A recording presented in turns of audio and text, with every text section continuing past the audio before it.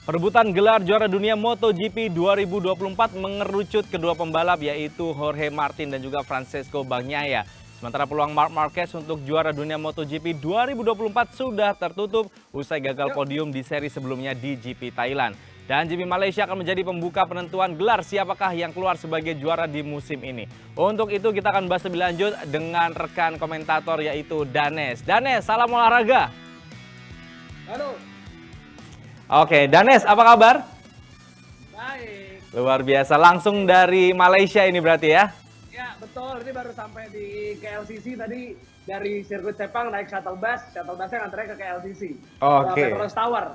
Mantap. Ini boleh diinformasikan mungkin kepada seluruh pemirsa bagaimana kondisi di Malaysia, lebih tepatnya di Sepang. Apakah ada potensi terjadi hujan untuk esok hari dan di main race nanti? Kalau di free practice sih tadi cerah ya. Oke. Tapi tadi pas free practice MotoGP sore hari ada sedikit gumpalan awan. Terus pas pulang dari Sepang ke Kuala Lumpur itu cukup banyak awan gelap di sepanjang jalan. Jadi intinya adalah potensi hujan itu ada, apalagi perkiraan cuacanya sih katanya Sabtu Minggu Kuala Lumpur akan diguyur hujan katanya, tapi kita belum tahu ya akan seperti apa di besok sama Minggu. Oke, ini menarik kalau sampai terjadi hujan ya, karena tentunya banyak sekali faktor-faktor yang bisa membuat rider menjadi harus lebih berhati-hati begitu ya Danes ya? Ya betul, dan pengalaman saya di 2018 kesini juga, hujan terus-menerus hari-hari itu bikin balapan dimajuin. Dari jam 3 waktu setempat ke jam 1 itu terjadi 2018. Tapi sepertinya potensi terjadinya itu enggak, karena waktu di 2018 memang hujan terus-menerus mengguyur Kuala Lumpur dari hari Kamis ya. Dari hari Kamis ke Minggu, setiap sore waktu itu. Oke, berarti kita berharap saja yang terbaik buat nanti ya, either itu adalah wet race ataupun dry race ya. Sekarang kalau kita bicara mengenai persaingan antara Pecco dan juga Martin, nih poin mereka gapnya hanya 17 poin saja. Ada kesempatankah untuk Pecco bisa mendapatkan kembali gelar juara dunia dia yang ketiga secara berturut-turut? Iya sangat, karena pada Grand Prix Malaysia tadi free practice 1 dan free practice 2 Pecco sangat dominan ya, 2 kali jadi yang tercepat. Sedangkan untuk Jorge Martin walaupun tadi di free practice 2 itu bisa ada di peringkat 2 tapi dia sempat bikin kesalahan ya.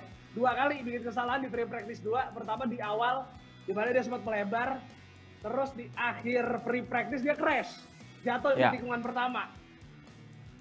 Ya. Artinya bisa jadi ini peluang bagi Pecco untuk bisa mendapatkan poin maksimal begitu ya, Danes ya? Betul. Ya. Intinya Jorge Martin nggak boleh bikin kesalahan ya.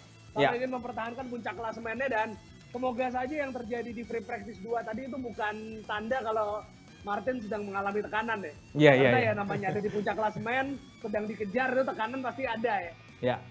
Karena kan kalau kita melihat 2023 ketika di seri Malaysia yang di atas itu adalah Pecco ya, karena dia memimpin dengan gap 14 poin di atas Martin ya. Kalau sekarang dibalik posisinya Pecco yang mengejar Martin.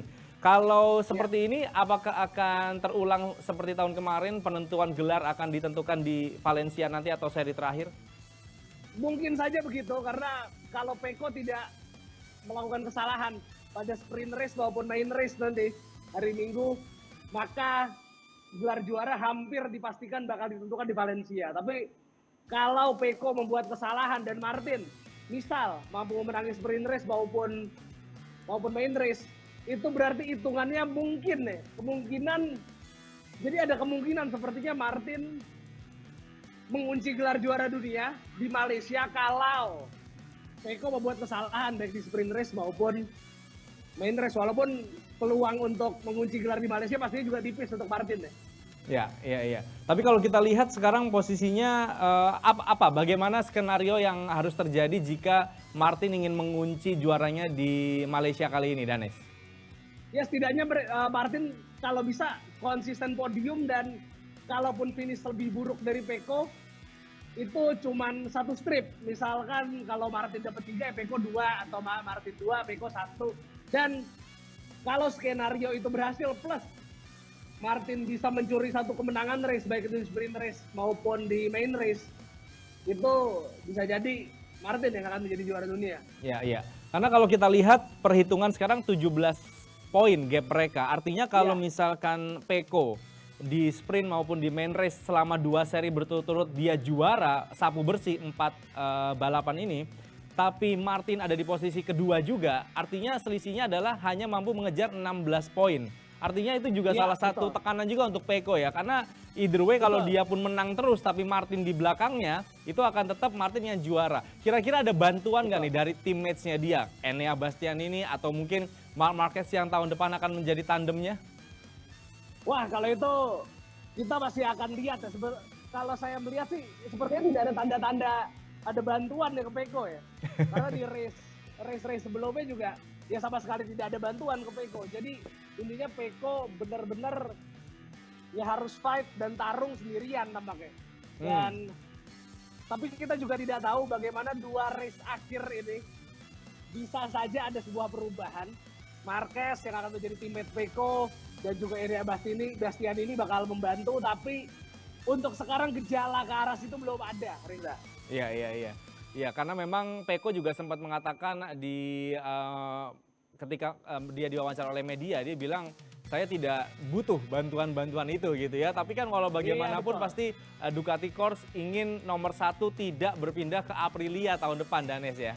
Nah itu dia, karena kita semua tahu kalau Jorge Martin akan pindah ke Aprilia, maka nomor 1 udah pasti akan pindah ke Aprilia kalau Martin juara. Nah, inilah yang kita akan tunggu, bagaimana peran Marquez yang akan menjadi pembalap Ducati Corse tahun depan, ditambah juga peran dari Enea Bastianini yang musim ini adalah pembalap Ducati. Tapi kita juga akan melihat ya, mungkin kalau untuk Marc Marquez, dia punya rivalitas dengan Pecco, terutama dengan gurunya Pecco ya, Valentino Rossi.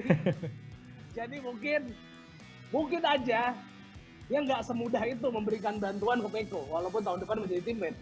Iya, apalagi yang akan dibantu ini mungkin dia dilema juga, yang satu negara, yang satunya tahun depan teammates gitu ya, Danes ya. Betul, itu bisa jadi seperti itu. Ya. Tapi intinya Marc Marquez adalah seorang fighter, dia juga pastinya mengincar kemenangan, walaupun kalau dilihat dari free practice sepertinya peluang dia menang itu akan sangat sulit, mengingat tadi hasilnya cukup buruk ya.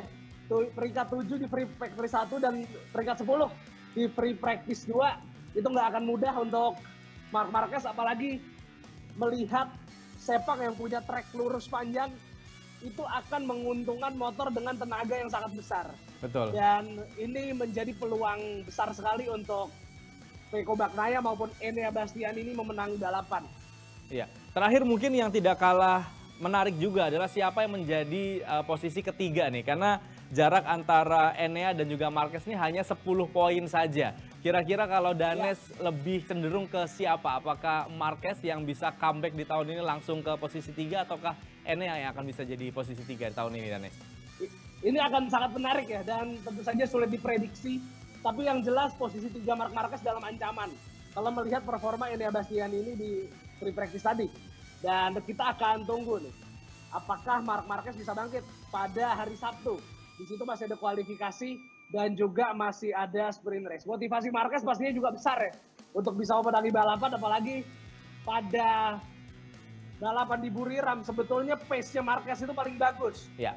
Dia fastest lap, tapi karena crash dia nggak menang. Nah ini akan menjadi motivasi tersendiri. Nah, fakta di Buriram juga yang membuat saya nggak yakin kalau Marquez mau bantuin Pecco, karena waktu di Buriram jelas-jelas Marquez semangat banget kejar Pecco.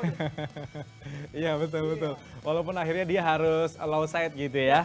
Betul. Iya. Oke, Danes, cukup segitu aja kalau gitu ya untuk wawancara kita kali ini. Terima kasih banyak. Selamat menikmati jalannya MotoGP di Malaysia. Update selalu di sosial media, Danes ya. Oke. Thank you. Salam olahraga, Danes.